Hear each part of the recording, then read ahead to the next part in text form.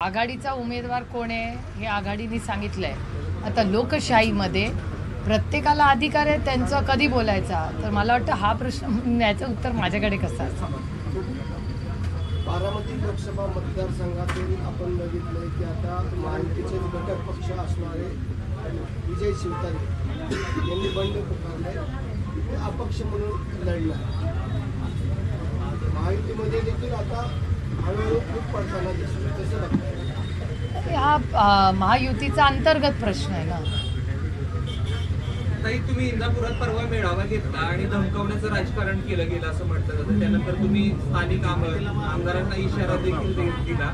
नेमकं हे मी कुठं नाही मी कुठला आमदारांबद्दल 2000 विधान म्हटलं ना, विधान आम्ही लढणार हे नेमकं प्रकरण काय? कारण एकीकडे तुम्ही असं म्हणताय की धमकावलं जातंय, दुसरीकडे हर्षवर्धन पाटील म्हणतात धमकावलं जातंय, तिसरीकडे विजय शिवतारे म्हणतात धमकावलं जातंय। नेमकं धमकवतोय कोण? नेमकं ते काय कळत नाही बाबा। आता तुम्ही एवढे चांगले जर्नलिस्ट आहात, तुम्हीच माहिती काढा ना। मी कुठे पाहिलं धमकीचं? मी टीव्हीवर पाहिलं। इथे आहे का ते चॅनल? जय महाराष्ट्रनीच मला वाटतं ना। त्या दिवशी एक हे आली होती, जय महाराष्ट्रावरच एक स्टोरी आली होती, ती आहे माझ्याकडे कुठेतरी माझ्या फोनमध्ये। का लोकशाहीने आलं होतं का? लोकशाहीमध्ये कुठल्या तरी एका चॅनलनी ते दाखवलं होतं, जे मला कोणीतरी पाठवलं होतं। आणि मी तिथे गेल्यावर कार्यकर्त्यांनी मला सांगितलं, ताई अशी बातमी फार जोरात फिरते आहे। आणि माझं म्हणणं आहे की लोकशाहीमध्ये कोणीच म्हणजे आमचाही कोणी कार्यकर्ता करत असेल तरी ते चुकीचं आहे, कोणीच करू नये, कारण का मी लोकशाहीच्या मार्गाने करतो त्याच्या। आणि हर्षवर्धन पाटलांचं तर हर्षवर्धन भाऊ स्वतःच बोललेत आणि ते तुमच्याच चॅनलवर मी पाहिलं।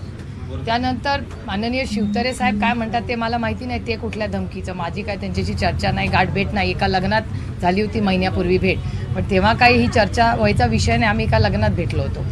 आणि त्यानंतर ते तुमच्याच चॅनल, त्याच्यामुळे मला जी धमकावची भाषा जी कानावर येते, वाचनात येते, ती वर्तमानपत्र आणि टी व्ही चॅनल्सवर दिसते, त्या बातम्या येतात त्याच्यावर। दुसरीकडं इंडिया आघाडीचं जागा वाटप कधीपर्यंत पूर्ण होईल का? मला वाटतं आज का उद्या काहीतरी आलंय स्टेटमेंट, तुमच्याच चॅनलवर सकाळी पाहिलं। उद्या बैठक आहे, ते उद्या फायनल होईल का? असं देखील बोललं जाते, ज्यावेळेस महायुतीच्या जागा पूर्ण वाटप होईल त्यानंतर इंडिया आघाडीचं जे आहे ते जागा वाटप होईल, असं काही आहे का? आमचे मोठा कोण लढणार आहेत हे तुमच्याही चॅनलवर इतकी नावं येत आहेत, त्याच्यामुळे आमच्याकडे काही सिक्रेट नाही। लोकशाही आहे आणि लोकशाहीच्या पद्धतीने आणि मार्गाने आम्ही काम करत आलेलो आहेत गेले अनेक दशकं, आणि त्याच पद्धतीने होईल। अजितदादांची कोंडी व्हावी आणि पवार साहेबांना खासदार सुप्रिया सुळेंना फायदा व्हावा यासाठी विजय शिवतारे अपक्ष लढणार आहेत अशी देखील चर्चा। ते बघा, लोकशाहीमध्ये चर्चा करायला प्रत्येकाचा अधिकार आहे आणि आम्ही लोकशाही पद्धतीने, म्हणजे मी 3 वेळा बारामती लोकसभा मतदारसंघाच्या लोकांच्या प्रेमामुळे, आशीर्वादामुळे मी निवडून गेले। त्यानंतर इथून मी तिकीट मागणार हे मी गेले 1 वर्षभर म्हणते, म्हणजे काही नवीन नाही आहे मी तिकीट मागणार काही कुणालाच। त्याच्यामुळे आताच्या घटना किंवा ज्या घडामोडी टी व्हीवर वगैरे दिसत आहेत ह्या मला अपेक्षित नाही आणि माझा त्याच्याशी काही संबंध नाही, कारण का मी 2007मध्ये पहिल्यांदा तिकीट मागितलं आहे, 2007। मग मला 9मध्ये पहिल्यांदा मिळालं आणि मी सातत्याने माझ्यासाठी मी तिकीट मागत राहिले आमच्या आघाडीकडे। त्यामुळे बाकीच्या आघाड्यांमध्ये काय फेरबदल होत आहेत ते लोकशाहीमध्ये मला विचारायचाही अधिकार नाही, आणि मी विचारलं तर ते चूक होईल। महायुतीचा बारामतीतील उमेदवार बदलणार अशा काही चर्चा आहेत, तुम्हाला काय माहिती आहे का त्याबद्दल? नाही बाबा, मला कसं माहिती असेल? माझ्याकडे बारामती लोकसभा मतदारसंघात दुष्काळ, छावण्यांची गरज, पाण्याची परिस्थिती, टँकरचे मागणे असे प्रश्न इतके गंभीर होत चाललेत, आणि फक्त बारामतीत नाहीत, महाराष्ट्राच्या अनेक भागांमध्ये। त्याच्यामुळे मला असं वाटतं माझ्यासाठी सगळ्यात मोठं आव्हान आता दुष्काळाची परिस्थिती आहे। तुम्ही जरा नाझऱ्यात जाऊन बघा, तुम्ही इंदापूरला परवा मी आणि पवार साहेबांनी सगळी त्याची पाहणी केली। आम्ही रस्ता बदलून उलट उजनीच्या धरणाच्या रस्त्याने आलो, लांबूनचा रस्ता, कारण का पवार साहेबांना ते सगळं बघायचं होतं, म्हणून मी आदल्या दिवशी गेले होते, त्यांना ते सगळी पाहणी त्यांनी आणि आम्ही सगळ्यांनी एकत्र केली। त्यामुळे दुष्काळाचा प्रश्न अतिशय गंभीर आज राज्यासमोर आहे, आणि मला असं वाटतं की या सरकारने या बाकीच्या वाऱ्या बंद करून थोडासा का होईना वेळ या मायबाप जनतेने ज्यांनी निवडून तुम्हाला दिलंय आणि आता तुम्ही सत्तेमध्ये आहात त्या अडचणीत आलेल्या मायबाप जनतेसाठी या दुष्काळासाठी काहीतरी नियोजन केलं पाहिजे. कांद्याच्या निर्यात बंदी जिथे अजूनही कायम ठेवलेली आहे, जूनपर्यंत काहीतरी वाढवलं असे आहे.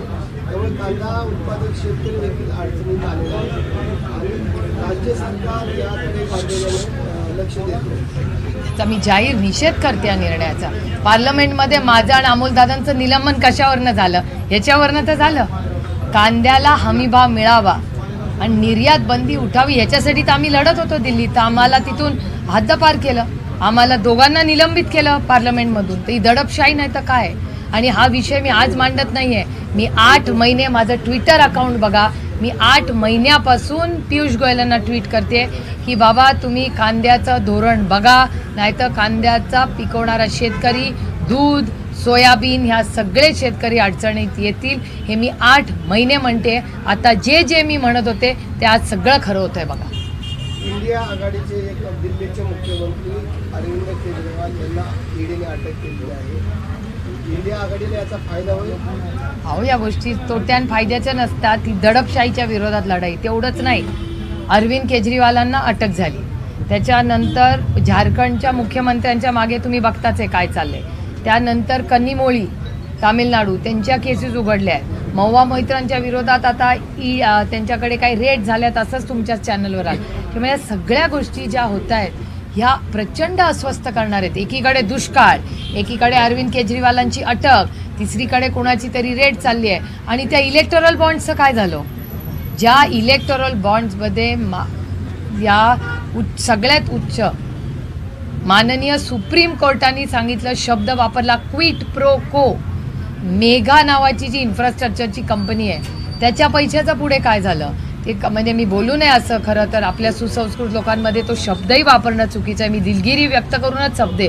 पण जुगार जो अतिशय वाईट आहे, त्या जुगाराच्या कंपनीतून ज्या पद्धतीने, ज्या कंपनीचा टर्नओव्हर 500 कोटी रुपये आहे, त्यांनी 1300 कोटी रुपयाचे बॉन्ड्स घेतले. आणि किती आहेत? आज तर एक स्टेट बँकची आणखीन एक केस आली आहे, ती तुमच्यापर्यंत पोहोचली का नाही माहिती नाही. मी माहिती काढायला लावली आहे. स्टेट बँक ऑफ इंडियानी काहीतरी बॉन्ड्स दिले आहेत का काही कागद दिले आहेत, त्याच्यात ते त्यांनी परत मागितले आहेत. आता मी त्याची माहिती मी आता त्याच्यावर बोलणार नाही, 2 तासांनी सांगू शकेन तुम्हाला. पण असं जर स्टेट बँक करणार असेल, क्विट प्रो को हा माझा शब्द नाही, क्विट प्रो को हा माननीय सुप्रीम कोर्टाचा शब्द आहे. त्यांनी सांगितलंय क्विट प्रो को. कुणाला किती म्हणजे मेघाला नक्की कुठला कॉन्ट्रॅक्ट मिळाला, कुठले रस्ते मिळाले, त्यांनी इलेक्टोरल बॉन्ड्स कुणाचे घेतले, कुणाला ते दिले. ती दुसरी जी कंपनी आहे जी चुकीचं कामं करत होती ती 500 कोटीचा टर्नओव्हर 1300. मग हे इलेक्टोरल बॉन्ड्सचं नक्की आहे काय? ह्याची माहिती आम्हाला कळली पाहिजे, देशाला कळली पाहिजे. आणि माझं म्हणणं आहे सगळ्या पक्षांची विचारा, फक्त भारतीय जनता पक्षाने आमची पण लावा, सगळ्यांची इन्क्वायरी लावा. कळू तर दे कुणाला, दूध का दूध पाणी का पाणी होऊन जाऊ दे एकदाचं, इस्पार या उस्पार. पण देशाला कळलंच पाहिजे.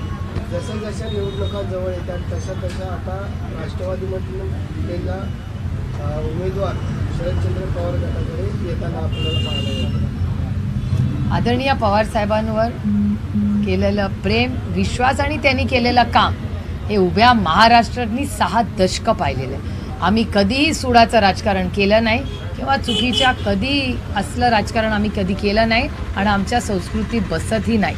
कैलासवासी यशवंतराव चव्हाणांच्या संस्काराने आम्ही काम करतो.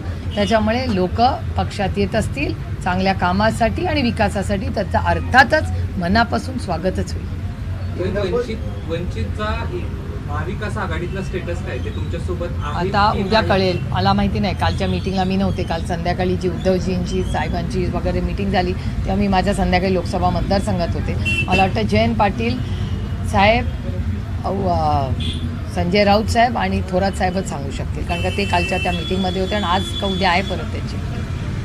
इंदापूरमध्ये आपण दत्तात्रय भरण्यांना इशारा दिलेला आहे, तर दुसरीकडे आपण माजी मंत्री हर्षवर्धन पाटील यांची साथ मागितलेली आहे. विधानसभेला आपण त्यांना शब्द देणार.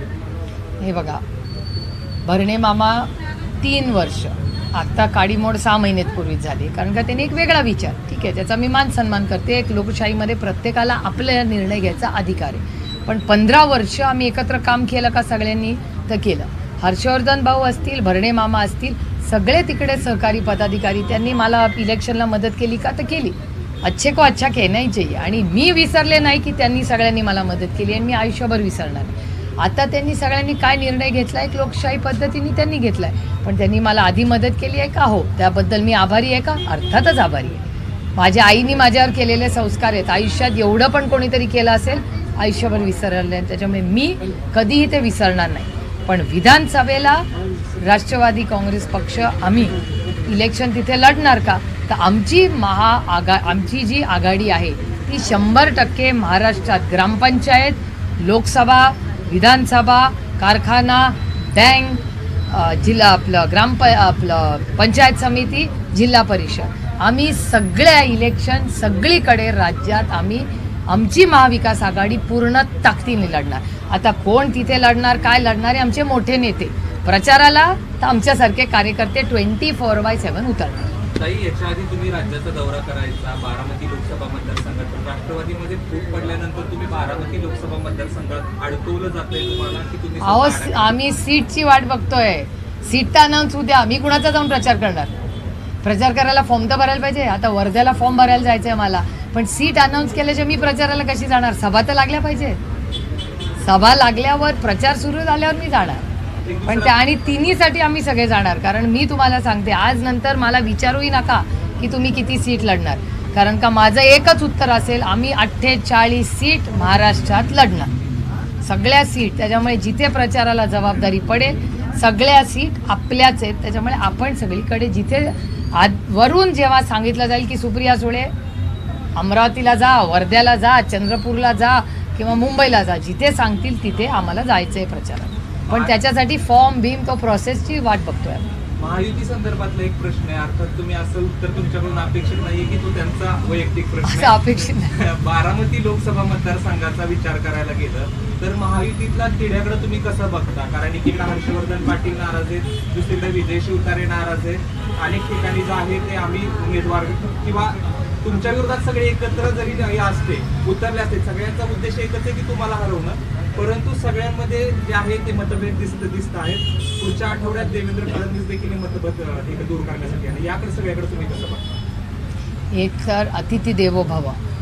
देवेंद्रजी जर येणार असतील बारामतीत किंवा माझ्या लोकसभा मतदार कुठेही आले तरी त्यांचं स्वागतच होईल आणि स्वागत नक्कीच मी करीन. पण माझी अपेक्षा आहे की त्यांनी मराठा, धनगर, लिंगायत, मुस्लिम, भटक्या, विमुक्त समाजाच्या आरक्षणाचा प्रश्न सोडून टाका आले तर. त्यानंतर आमच्याकडे जी दुष्काळाची परिस्थिती आहे त्याच्यावर मार्ग काढावा. 1-2 मोठे नोकरीचे मोठे काहीतरी आपल्याला काहीतरी गिफ्ट देऊन नवीन पिढीला जावं. थोडासा सिलेंडरचा भाव, महागाई थोडी कमी करावी. आम्हाला हमी भाव वाढवून द्यावा, कारण का इथेनॉलचं U-टर्न त्यांनी केला आहे, ज्याला आम्ही विरोध केला. इथेनॉल पॉलिसी बदलली. कांद्याचा विचार करावा. निर्यातसाठी दिल्लीला इतक्या वेळा सीटसाठी जाता, तो एकदा आमच्या कांद्याच्या शेतकऱ्यासाठी जावं. एकदाच. आमची काय अपेक्षा, एवढी तरी करावं त्यांनी आमच्यासाठी. बारामती लोकसभा महायुतीतल्या तिढ्याकडे तुम्ही कसं बघता? मला नाही माहिती त्यांच्याकडे तिढा आहे का नाही. मला कसं माहिती? मी दुष्काळ आणि या कामांमध्ये इतकी व्यस्त आहे, तिथे तिढा आहे हे पण मला माहिती नाही. तुमच्याचकडून माहिती. एबीपी माझा, उघडा डोळे बघा नीट.